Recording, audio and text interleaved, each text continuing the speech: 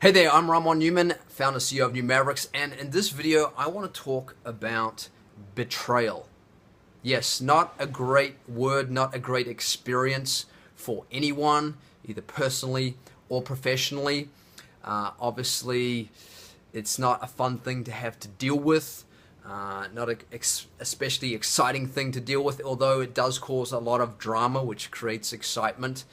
But we don't really want to have to experience it. And it's something that obviously creeps up. It's a very subtle thing. It's a very hidden thing that also can cause a lot of damage to a lot of people. So what causes it, and how do we kind of counteract it and protect ourselves from it? So I'm going to address the four causal reasons why I believe it happens, and then the antidotes to it, and then the overarching way that you can deal with it in terms of neutralizing it or even protecting yourself from it. So the reason why I want to talk about this is because a couple of years ago we approached a company, and the founder of that company had just become a listed billionaire, and we thought, great, fantastic, we really want to support his continued achievement. So we approached the company, reached out with our services to protect and assure continued success, and we had a little bit of dialogue, but it never really amounted to a committed agreement to work together. So we said fine, we let go. A year later, we found out that the company actually had to go into bankruptcy. And the reason that they're saying the cause of that bankruptcy was some form of betrayal. Something was promised, someone agreed to do something, but unfortunately they didn't deliver. They pulled the rug, they did a switcheroo, if you like, and things didn't work out, and that caused a whole set of dominoes to collapse on this company.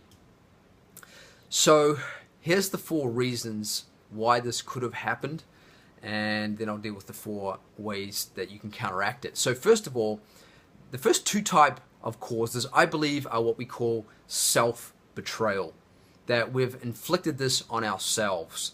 And ultimately all betrayal in some way is that, and I'll get to that in a sec. So the first reason is because as a leader we can be aware of something, but sometimes for whatever reason we don't want to have to deal with it, we ignore it, we deflect it, we think it's okay, and we don't deal with it properly, and we don't confront it, and then it comes back to bite us because we didn't. So this is something that leaders obviously must not do, and I'll talk about the antidote in a second to this one. The next reason why it can happen is because our intentions, our agendas are not completely clear, either with ourselves or with others. We don't fully express what we mean by what we intend or what that looks like, and it causes some confusion or people don't get it. And it can also, those intentions or agendas could have some form of vices attached to them, like greed or anger or lust or vanity or jealousy or revenge, or some form of false attachment to something or someone. And this is what attracts negative situations and circumstances and people, which causes betrayal. If we're not clear on our intentions, or our intentions aren't the best or correct intentions or purest intentions, then we attract that type of reaction to us. So the next two type of causes of betrayal are kind of that come from the outside. We think are caused by others, and they come to us through others. So the first one, I believe the cause of betrayal that someone else does to us is because of some form of lack of fairness that has happened in the past, either consciously, unconsciously, or even accidentally. We haven't been completely fair to someone or some situation. We put someone in a situation where it wasn't really fair to them to be in that situation, and it compromised their growth or development. So this unfairness then causes a resentment in some way, and then someone does something that betrays you, right? Because they don't feel like they've been fairly treated. So the last type of betrayal that can happen is simply a repercussion or a reaction because in some way, shape, or form, consciously, unconsciously, or even accidentally, we've betrayed someone or something or some situation, right? And then that comes back to us. So how do we counteract these things? Well, the first thing is that You can't ignore things that you're aware of that could cause problems. You can't deflect them. You have to go head on and confront them. Not in an aggressive way, in an assertive way.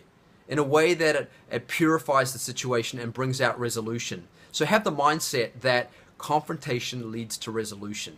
If you do it in a very firm, assertive way and not overly aggressive, so it adds fire or kerosene to the fire. So that's the first thing. The second thing is that you've got to be clear on your intentions with yourself, with others. They have to be correct. They have to be as correct as they can be. They have to be genuine and not only serving yourself but also serving others. And there's no form of greed, anger, lust, vanity, jealousy, revenge, or false attachment attached to them. Then you don't inspire that external enemy in the form of betrayal or someone to come to you. The next way, obviously, is be fair. Work out what's fair. Ask people if they feel like whatever situation you're trying to work with them on is fair to them and it's fair to you. You know, both sides have to feel like there's fairness that's been accomplished, right? So ask the question, does this feel fair to you? Does this feel fair to them? Okay? And then the last reason, obviously, you know, be more vigilant to be sure that you're not causing betrayal to someone else in your actions. So the overarching kind of way to deal with this whole betrayal thing is through capacity, through expanding your capacity to be more coherent, to be more awake and more alert. Now there's all these meta competencies in leadership that's been shown to create changes and improve performance in a company, from everything from self-awareness to emotional intelligence to learning agility to ability to collaborate and innovate and all these things, and they're all fantastic, but they're all the parts. The overall wholeness that allows all these things to work, that allow you to have all these qualities working for you, these meta competencies working for you, is your capacity. So taking time, implementing techniques, technologies, ones that we use, ones that you're aware of. We're more than happy to help you, to support you on them, to develop more of that mind capacity and coherence so that you are averting dangers. Because here's the thing, is that negativity is a part of life. It's inherently there in life.